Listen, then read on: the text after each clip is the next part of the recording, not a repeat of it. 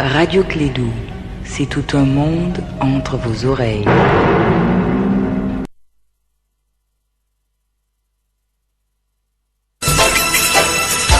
Radio Clédou, le journal, avec Sotelma Malitaire. Il est 13h à Bamako, même heure dans la cité du Kinédougou. Bonjour à tous et merci de nous rejoindre pour cette deuxième édition des Clédou Actualités. Les procédés Sanogo et ses compagnons d'armes, à peine ouverts ce matin, a une fois de plus été ajourné pour faute de présence des témoins. La Cour a donc décidé de reprendre l'audience le mercredi prochain. Rendez-vous d'Alger a ouvert ses portes ce week-end. C'est une rencontre africaine d'investissement d'affaires qui réunit plus de 2000 entreprises. On fera le point avec notre envoyé spécial à Alger, Kassim Traoré. Les acteurs de la défense des droits des enfants sont réunis autour de la problématique de la lutte contre l'exploitation économique des enfants. On en parle au cours de ces 13 heures. Voici pour vous le sommaire. Aruna Tidjaniba est au microphone.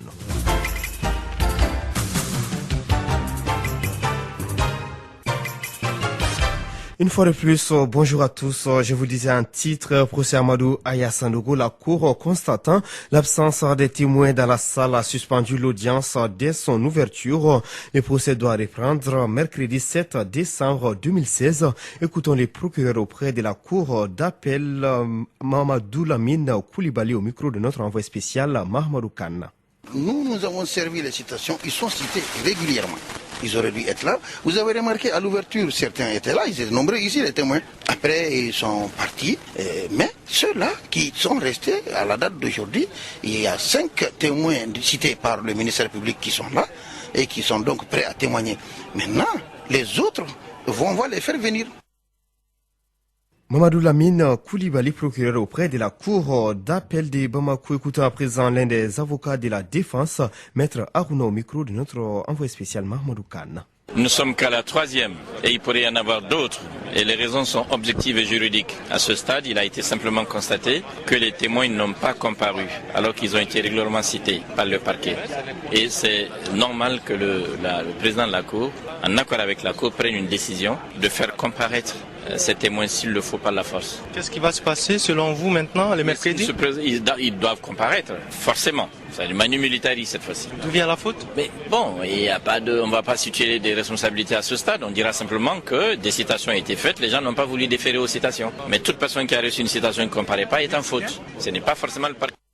À l'instant, maître Aruna Touré de la poule de la défense dans l'affaire de l'assassinat des 21 bérets rouges. Ce procès est suivi dans la 4e région administrative du Mali et économique, région natale de Sanogo. Chacun commente ces procès comme il veut. Douba Dambélé, notre correspondant, nous donne la situation à Ségou. À l'instar des autres régions du Mali, Ségou suit point par point l'événement de Sikasso. L'intérêt de Ségou dans ce procès est que le principal accusé, Amadou Aya Sanogo, certaines victimes sont de la commune urbaine de Ségou. Dans de tels cas, il faut une distribution saine de la loi. Nyamanze Dissa, président de la coordination régionale de la société civile de Ségou. Je dois rappeler une disposition de notre loi fondamentale qui est la Constitution, qui dit que la justice est rendue au nom du peuple malien. Dans ces conditions, les hommes et les femmes chargés de dire le droit doivent avoir à l'esprit toujours cette disposition et avoir une certaine droiture dans la distribution de la justice. Pour ce faire, la confiance du peuple aux autorités judiciaires est fondamentale. Nyamanze Dissa. S'agissant maintenant de la population, c'est-à-dire du peuple malien lui-même, par rapport à la question, le peuple doit avoir confiance à sa justice. Quand on n'a pas confiance à sa justice, il n'est pas facile vraiment d'avoir une société en paix. Mais nous devons avoir un minimum de confiance à nos décideurs et à notre justice. Chose qui nécessite la patience et la tolérance de tous. Nyamanze Dissa, président de la coordination régionale de la société civile de Ségou. Je lance un appel à la population de Ségou particulièrement, je sais toute l'attente qu'elle a par rapport à ce verdict, mais il est évident que nous devons nous conformer à la décision de la justice. Nous devons, je le répète, nous conformer à la décision de la justice. d'où la nécessité de tenir ce procès afin que justice soit faite. De Ségou, Douba Dambélé pour la radio Clédou. Merci Douba Dambélé. Tout à fait autre chose. Ouverture samedi du premier forum africain d'investissement d'affaires. Rendez-vous d'Alger. Cette rencontre qui doit prendre fin ce lundi se tient au Centre international des conférences. Elle réunit plus de 2000 entreprises. La cérémonie d'ouverture a été présidée par le Premier ministre algérien Abdelmalek Sellal, les Maliens représentés par Kouniba Sidibé, ministre pour la promotion des investissements et du secteur privé, et Maître Moutaratal, ministre de la communication et de l'économie numérique, porte-parole du gouvernement. La Chambre des commerces et d'industrie également représentée avec une délégation de 80 opérateurs économiques, hommes d'affaires et de commerçants. Les points avec Kassim Traoré, notre envoyé spécial à Alger. Développer et orienter les investissements dans le domaine agricole, énergétique et l'exportation algérienne hors hydrocarbures vers le continent africain, ce sont les raisons fondamentales de la tenue de cette rencontre d'affaires. Boualim Chebihi, ambassadeur de l'Algérie au Mali. Le pourquoi est tout simple. Entre les Africains, il y a tous les atouts et les ingrédients pour avoir une interaction très poussée entre eux. Par les temps qui courent, l'économie est un élément clé de cette interaction. Et donc le forum vise à donner l'opportunité aux hommes d'affaires africains et algériens donc de trouver des créneaux de coopération, d'interaction, de contact pour atteindre les objectifs. Les relations de partenariat entre les opérateurs économiques algériens et leurs homologues d'une quarantaine de pays africains seront développées. Mamadou Baba Silla, vice-président de la Chambre de commerce et d'industrie du Mali. Moi je pense qu'avant tout, il faut que les Africains pensent vraiment à développer l'Afrique par eux-mêmes, à ne pas se mettre toujours à copier des modèles, à se payer des modèles. Un espace de ce genre nous donne cette opportunité. Les opérateurs et chefs d'entreprise maliens présents à cette rencontre pensent que c'est une bonne opportunité. Je suis Baba Saïd Bali, opérateur économique malien. Nous sommes venus d'abord pour découvrir l'économie algérienne, qu'est-ce que l'Algérie peut proposer, un commerce très fructueux entre le Mali et l'Algérie depuis des siècles. Parce que pour le moment, vraiment le Nord vit du commerce de l'Algérie. Mais malheureusement, tout est informel. Mais nous souhaitons que ça soit plus formel. Au lieu d'aller acheter du sucre à Bamako, est-ce que tu as compris, et ramener ça à Tombouctou, le prix de revient va augmenter. Il faudra bien avoir ça en Algérie tout près, qui est tout près de Tombouctou, bien de Gao ou bien de... Après la cérémonie d'ouverture, il y a eu des ateliers, des plénières. 900 chefs d'entreprise africains étaient face à leurs homologues algériens. Alger, Kassim Traoré, Clédou Info. Le ministre Kouniba Sidibé de la promotion des investissements révèle que les Africains ont compris la démarche de l'Algérie qui est novatrice, une démarche qui tend vers l'éco-développement. D'après lui, les Maliens surtout intéressés par la question d'énergie à cause des difficultés que connaissent les pays dans ces domaines. Nous l'écoutons au micro de Kassim Traoré. Les priorités retenues pour cette conférence sont celles retenues aussi au Mali comme créneau porteur. L'agro-industrie est un créneau très porteur au Mali, tout le monde le sait. L'énergie, où nous avons un déficit colossal en matière énergétique et où nous avons de grands projets d'investissement, notamment dans le solaire. Et au-delà de l'énergie, nous avons bien d'autres secteurs pour lesquels le Mali est aujourd'hui d'un intérêt considérable. Le secteur des mines, le secteur du traitement des déchets, bien d'autres secteurs. Donc vous comprenez que nous sommes en parfaite harmonie avec l'Algérie dans cette affaire. À l'instant, Kouniba Sidibé, ministre de la promotion des investissements du secteur privé du Mali. La jeunesse Yémo a organisé ce week-end une journée citoyenne. Elle consistait à assainir à la place de l'UMVS, Sizabou Libanan, en commune 3 du district de Bamako. Selon l'ambassadeur de la jeunesse de l'UEMOA, l'une des missions de leur organisation est la protection de l'environnement et l'amélioration du cadre de vie des populations. Pour atteindre cet objectif, elle travaille avec les ministères de l'environnement, de l'assainissement et du développement durable. Nous vous proposons d'écouter Alassane Traoré au micro de Dado Numoko. Le choix de la place, c'est un choix symbolique. Comme vous le savez, l'OMVS, l'Organisation pour la mise en valeur du fleuve Sénégal, qui est représentée par plusieurs pays. Et vous voyez que le coin est sale, vraiment c'est inaccessible. Donc nous nous sommes dit, avec le ministère de l'Environnement, pourquoi ne pas organiser une journée citoyenne, essayer de sensibiliser le maximum de jeunes pour pouvoir assainir le milieu. Nous sommes actifs depuis 2009. La jeunesse et moi-même a des missions s'articulent qui tournent autour même de la protection de l'environnement. Et donc ce n'est pas une première ni une deuxième. Nous évoluons dans ce sens-là. Quand on voit un point noir, nous mobilisons nos jeunesses pour pouvoir vraiment dégager, assainir, même former des jeunes par rapport à la protection de l'environnement. Moi, je ne cesserai jamais de le dire. Je dis tout le temps à notre jeunesse, il faudra que notre jeunesse soit une jeunesse consciente, que nous essayons alors de changer nos comportements. Tant qu'on ne change pas de comportement, rien ne va. Il va falloir que nous changions de comportement, que nous soyons conscients que la protection de l'environnement, c'est une affaire de tous. Ce n'est pas une affaire d'une seule personne. Que nous donnions la main. À l'instant, Alassane Traoré, ambassadeur de la jeunesse de l'Union économique monétaire ouest-africaine. Actualité internationale, le Burkina Faso fait face à une épidémie de dengue dont les premiers cas ont été recensés il y a 4 mois selon l'Organisation mondiale de la santé. Entre le 5 août et le 12 novembre, 1061 cas de décès sont révélés positifs au test de diagnostic rapide de la dengue et 15 personnes sont mortes de cette maladie. Les réseaux accès aux médicaments essentiels estime que le gouvernement devrait accentuer ses efforts en termes de sensibilisation, mais surtout de mise à disposition des tests de diagnostic rapide pour mieux juguler l'épidémie. Sénégal, 3e édition du Forum Paix et Sécurité en Afrique de Dakar. Il s'ouvre ce lundi dans la capitale sénégalaise. Ce forum informel sur la paix et la sécurité en Afrique se tient sous le haut patronage du président Macky Sall. Il réunira 2 jours durant des experts, chercheurs, militaires et responsables politiques aux membres de la société civile autour des thèmes de l'extrémisme violent et de la gestion des espaces africains. Le forum est cofinancé par une vingtaine d'entreprises de défense et de sécurité françaises et européennes. Hier dimanche 4 décembre, les Italiens ont massivement rejeté par voie référendaire la réforme constitutionnelle voulue par le chef du gouvernement italien Matteo Renzi. Celui-ci a reconnu la victoire nette du non au référendum et a annoncé qu'il présenterait sa démission au président de la République dès ce lundi. Le Premier ministre néo-zélandais John Key a créé la surprise ce lundi 5 décembre en annonçant sa démission pour des raisons familiales. Il a indiqué que l'une des principales raisons de son départ était sa volonté de passer davantage de temps avec son épouse et leurs enfants tout en laissant entendre qu'il y avait d'autres raisons qu'il n'a pas précisées. Clé du Info, 10e édition, il est 13h12.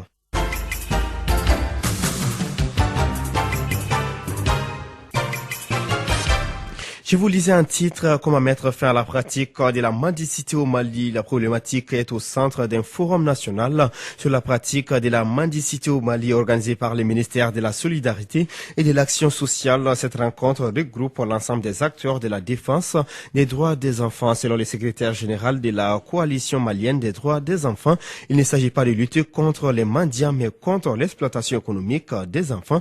Gaussou Traoré est au micro d'André Traoré. La lutte contre le phénomène de la mendicité ne peut se confondre avec une lutte contre les mendiants. Il s'agit de créer les conditions permettant aux individus abusant de la charité publique de se prendre en charge dans la dignité et le respect des droits humains. Il s'agit aussi de lutter contre l'exploitation des enfants sous toutes ses formes, allant de la mendicité des talibés que de l'exposition des bébés et jeunes enfants sur les voies et places publiques. Il s'agit aussi de prévenir la dégradation des conditions de vie des personnes âgées ou en situation de handicap, de femmes seules, chefs de famille sans qualification professionnelle et sans ressources pérennes. Il s'agit de faire prendre conscience aux parents d'enfants des risques auxquels ils exposent leurs enfants en les confiant à des maîtres coraniques pour des pérégrinations à travers le pays sans leur payer une contrepartie pour leur prise en charge éducative, alimentaire et sanitaire. Il s'agit enfin de prendre des mesures nécessaires à la protection des enfants en mobilité, livrés à la mendicité pour survivre tout au long de leur parcours migratoire. Gaussou Traoré, secrétaire général de la coalition malienne des droits des enfants. Faciliter et encourager le nouveau bureau du Conseil national de la jeunesse, c'est l'objectif d'une visite de courtoisie du ministre de la jeunesse et de la construction citoyenne aux dirigeants du CNJ le week-end dernier à la maison des jeunes de Bamako. Le ministre Koïta a profité de cette occasion pour inviter les jeunes à s'impliquer dans l'organisation du sommet Afrique-France que le Mali doit abriter au mois de janvier prochain. Amadou Koïta est au micro de André Traoré. Rencontrer le bureau, à les féliciter et également à les réitérer notre disponibilité totale à être à leur côté pour les questions de jeunesse et également à solliciter de ce nouveau bureau qui se mette à l'œuvre pour la réussite d'abord du sommet France-Afrique, pour la réussite du forum des jeunes qui doit être organisé, qui soit également ceux qui se battent pour le retour de la paix et de la sécurité. À l'instant, Amadou Koïta, ministre de la Jeunesse et de la Construction citoyenne du Mali.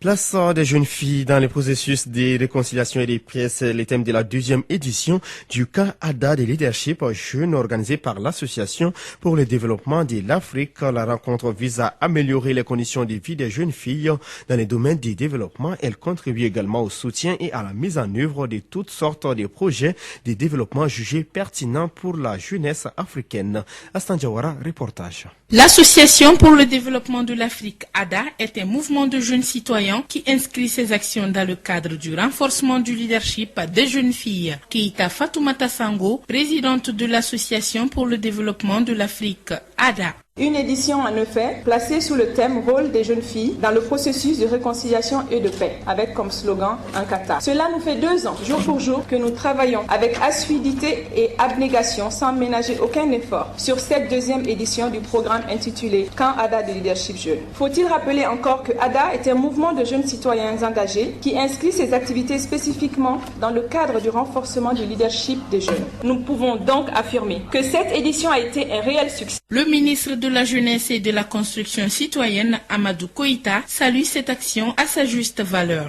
Nous nous réjouissons de cette initiative qui, il faut le souligner, cette action que nous trouvons salutaire et noble. Nous avons été agréablement surpris et su qu'à l'issue de ce camp, vous jeunes gens, jeunes scolaires universitaires, vous avez été des ambassadrices auprès de vos amis et camarades pour faire passer le message de paix, de solidarité, d'entraide, de cohésion, d'amour et surtout d'acceptation dans vos localités respectives. Rappelons que ce camp a pu réunir 60 jeunes filles venant des 10 régions du Mali et du district de Bamako à Sibi du 25 au 31 mars 2016. Ces jeunes filles ont été formées sur des modules ayant trait au leadership féminin, à la citoyenneté active, à l'entrepreneuriat, à la gestion et planification de projets, entre autres.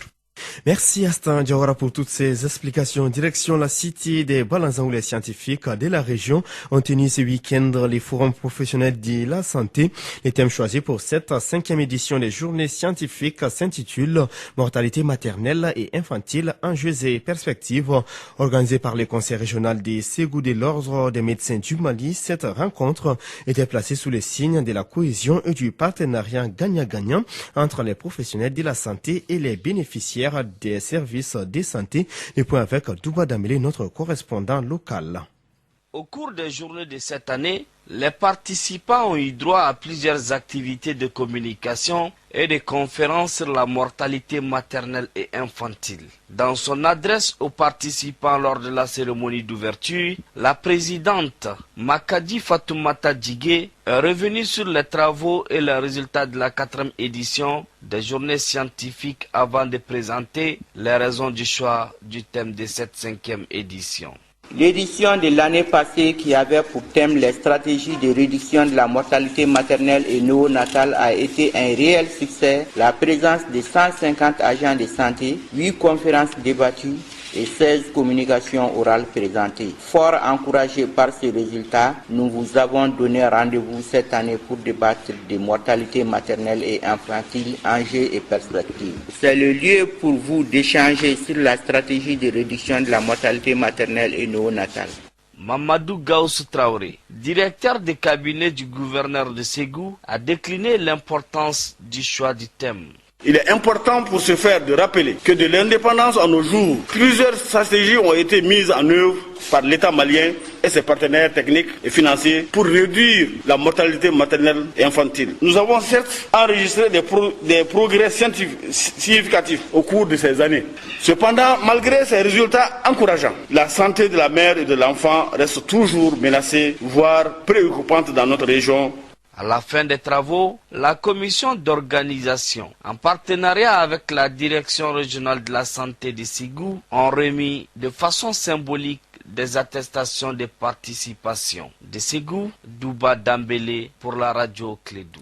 Merci Douba Dambélé, vous êtes sur les 91.5 depuis la cité des Balanzans. Sans transition, page noire de cette édition avant de nous séparer. La comédie malienne et les théâtres d'éducation et de sensibilisation viennent de perdre un immense talent.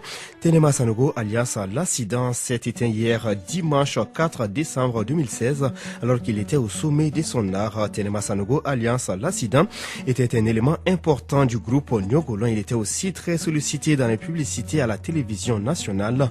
Il est décédé à l'âge de 53 ans. À travers un communiqué, le ministre de la Culture s'incline devant la mémoire de cette grande figure du cinéma malien qui a su mettre son talent au service du développement socio-économique et culturel de notre pays en alliant son art à l'éducation pour le développement. La levée du corps aura lieu aujourd'hui à partir de 15h à son domicile à Amdalaï ACI 2000, commune 4 du district de Bamako. À Dieu nous appartenons et à lui nous retournons. Repose en paix l'accident. C'est sur ces tristes nouvelles qui se referme cette édition, la deuxième des clés de l'actualité. Merci à vous de l'avoir suivi. Présentation à Rounati Dianiba, la technique Fatou Fall. Tout de suite, c'est les desks sport au grand complet, au coaching Bakary Sissé Baxi.